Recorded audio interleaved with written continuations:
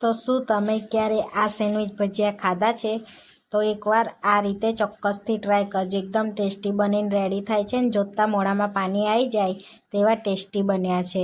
તો એકદમ ટેસ્ટી ભજીયા આપણા સેન્ડવિચ રેડી. હાય ફ્રેન્ડ્સ, આજે હું શેર કરીશ તમારી સાથે એકદમ નવી રીતના ભજીયા બનાવવાની રેસીપી. તો આ ભજીયા આપણે સેન્ડવિચ ભજીયા બનાવીશું.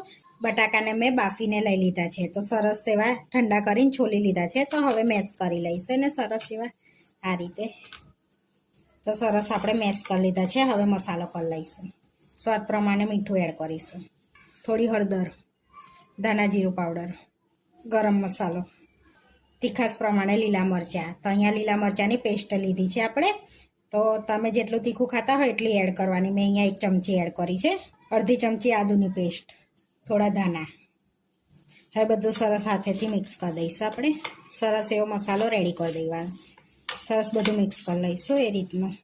સરસ એવો મિક્સ કરી દીધું છે તો આપણો માવો રેડી છે. તો હવે આપણે એને સાઈડમાં રાખીશું.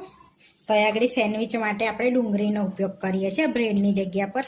તો આ રીતે આપણે કટ કરી લેવાની છે સરસ એવી. જોઈ શકો છો આ રીતની મેં ગોલ જ કટ કરી છે. તો આ રીતની ડુંગળીને મેં કટ કરી લીધી છે ગોલ સાઈઝમાં. આગળ આપણે લસણવાળી એક સરસ એવી ચટણી બનાવીશું. તો અહીંયા આગળ લસણની કરી લઈ લીધી છે 1 વાટકી જેટલી. થોડી હિંગ એડ કરીશું, થોડી હળદર એડ કરીશું. તો અહીંયા તીખું લાલ મરચું એડ કરીશું, ધાણા જીરું પાવડર એડ કરીશું, સ્વાદ પ્રમાણે મીઠું, અડધી ચમચી ગરમ મસાલો, કલર માટે કાશ્મીરી લાલ મરચું એડ કરીશું 1 ચમચી. હવે થોડુંક પાણી એડ કરીશું આપણે એની અંદર આ રીતે. સરસ એવી ચટણીને પીસી લઈશું. તો જોઈ લઈશું આપણે. તો સરસ એવી આપણી સ્પાઈસી ચટણી રેડી થઈ ગઈ છે. જોઈ શકો છો લસણવાળી. તો સેન્ડવિચની સ્પાઈસી ચટણી રેડી છે આપણે. તો આપણી ચટણી સરસ રેડી છે. સાઈડમાં ઢાંકીને રાખીશું આપણે અને બેટર તૈયાર કરી લઈશું બેસનવાળું. તો અહીં આગળ 1.5 કપ આપણે બેસન લઈ લઈશું. સ્વાદ પ્રમાણે મીઠું એડ કરીશું અને થોડી હળદર. હવે થોડું પાણી એડ કરીને સરસ ગાંઠા વગરનું આપણે બેટર રેડી કરી લેવાનું છે આ રીતે.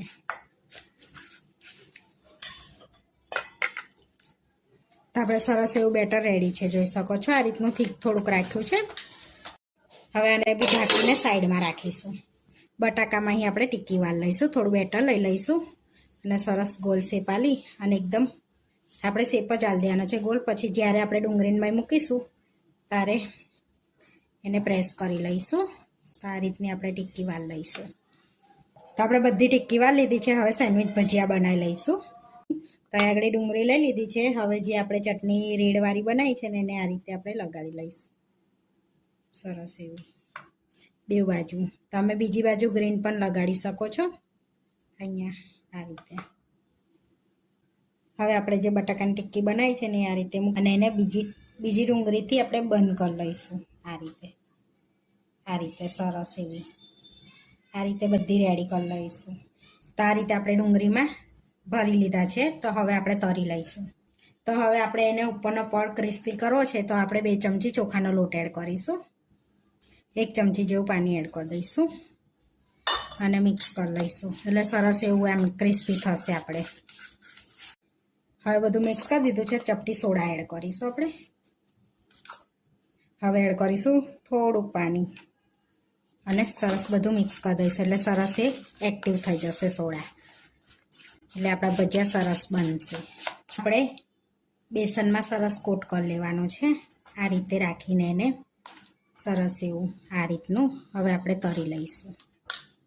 તો આગળ તેલ ગરમ કરી દીધું છે.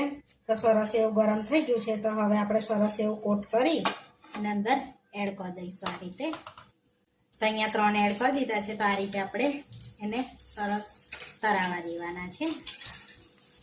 સુધીમાં તો આપણે સરસ તરાવા દઈશું જેથી અંદર સુધી ડુંગળી પણ આપણી સરસ તરાઈ જાય એમ.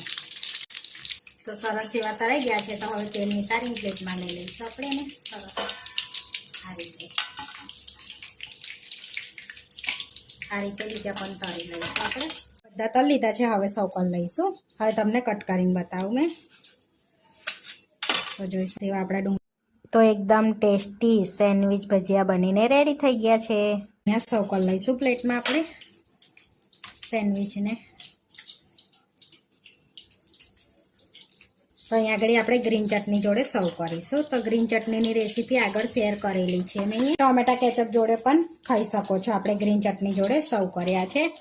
તો આપણા સરસ એવા સેન્ડવિચ બનીને રેડી થઈ ગઈ છે. તો આવા વિડીયો જોવા માટે મારી ચેનલને સબસ્ક્રાઈબ કરો, લાઈક કરો અને શેર કરો, અને તમે જરૂરથી ટ્રાય કરો. ફરી મળીશું નવા વિડીયોમાં. કોમેન્ટ કરીને જરૂરથી જણાવજો કે તમને આ મારી રેસીપી કેવી લાગી.